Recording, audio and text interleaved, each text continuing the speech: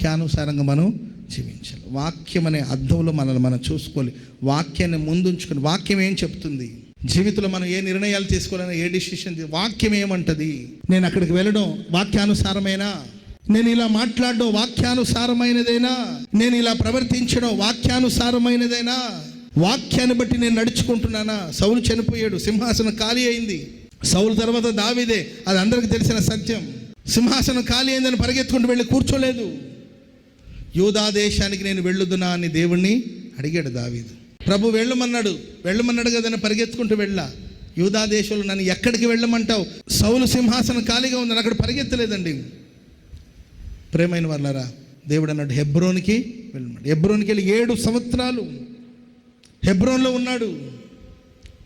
త్వరపడ్డం, తొందరపడ్డం, ఆవేశపడ్డం ఇది మంచిది కాదండి. వాక్యానుసారంగా మనం జీవించాలి.